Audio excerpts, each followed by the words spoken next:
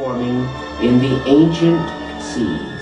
The trilobite, which was on our planet for many times, and even the first ancestors of the vertebrated creatures. The explosion of animals which we see in the Burgess Shale, many bizarre types, never to survive.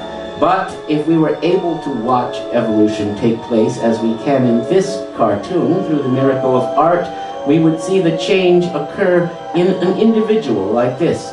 Jawless fish developing jaws, developing limbs, and to escape the many fearsome creatures of the deep, ultimately to set forth tentatively on the land and to put its little snout out of the water for the first time. Of course, giant insects were already there, but that's not to be covered now. Let us jump forward instead many millions of years to the secondary era. In the foreground, the giant prehistoric turtle Archelon is swimming, and in the background, plesiosaurs, those strange animals which Baron Cuvier said were like a snake threaded through a turtle. And here, swimming in the water, are the mosasaurs. These are actually giant monitor lizards, which went back into the water in their evolution and became enormous carnivores. You wouldn't want to go dipping your toe in the water when they were around. And the plesiosaurs also were carnivorous. Carnivorous was often the way to go, and if you couldn't catch something, maybe you could catch what somebody else caught. Meanwhile, high up above, pterosaurs are watching this serene scene.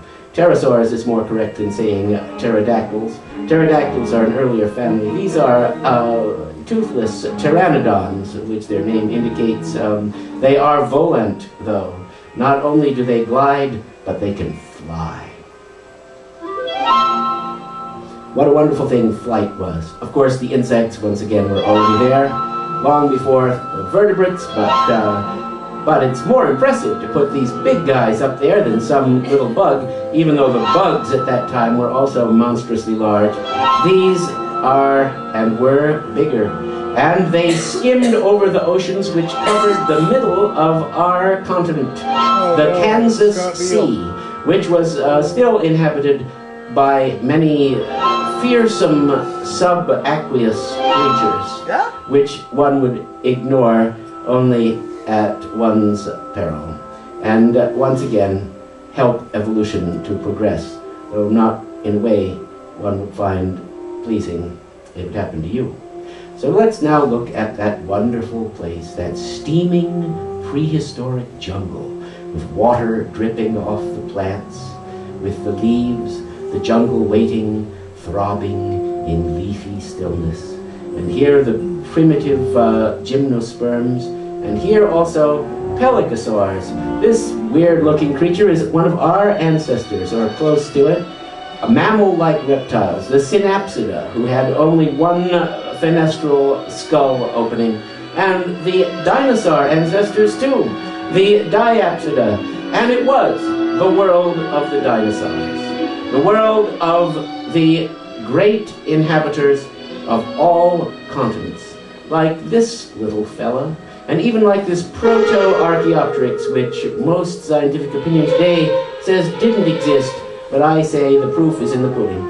And then the large sauropods also. Now they are carnivores, and they spend all their, herbivores, they spend all their time swallowing the nutritionally poor plants and pooping them out, irrevocably altering Earth's ecosystem.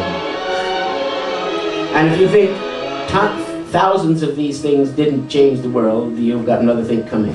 Also, you see the bird affiliation of the theropod dinosaurs.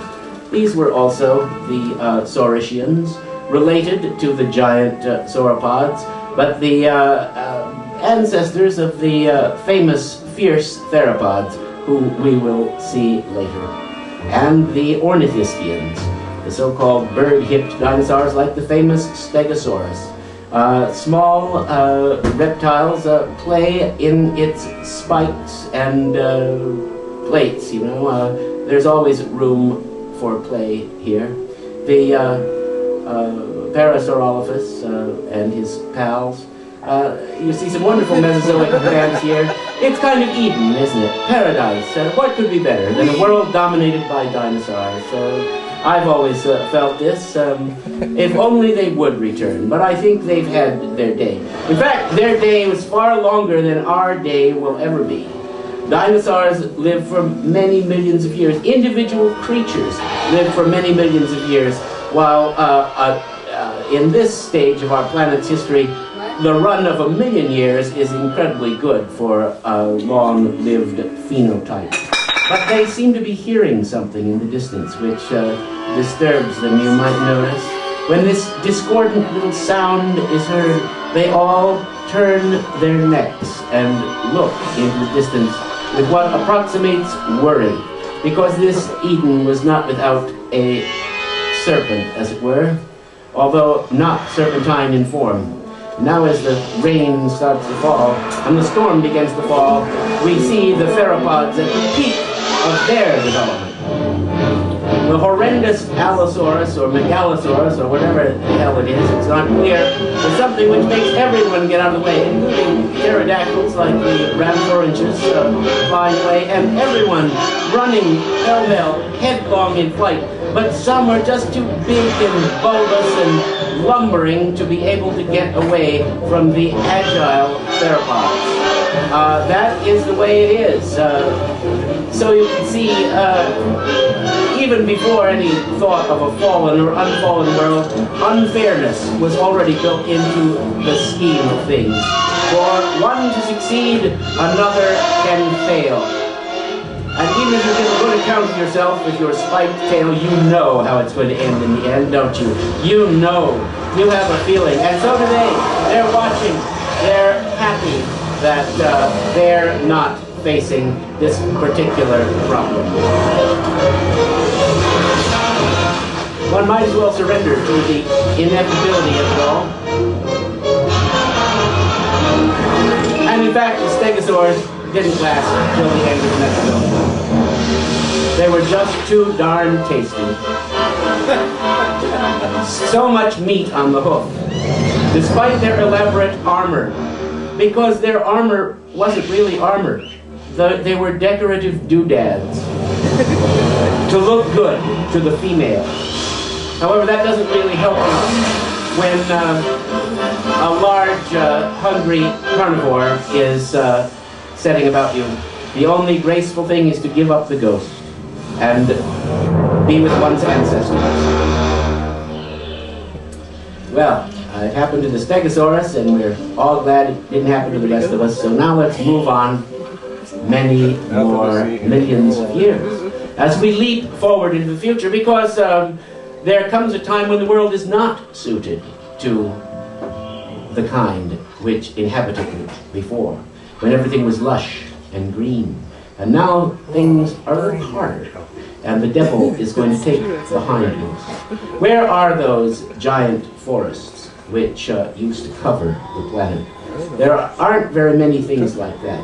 Now this is an artistic movie, and it didn't exactly happen at this particular time, but there were times when the entire Earth heated up and most of everything on it died. In the Permian period, before the dinosaurs and mammals even really got going. But here we see that there's nothing to do but trudge on to the next diminishing water hole. But things don't look good for the herbivores, and when they're gone, the carnivores too will have a hard time.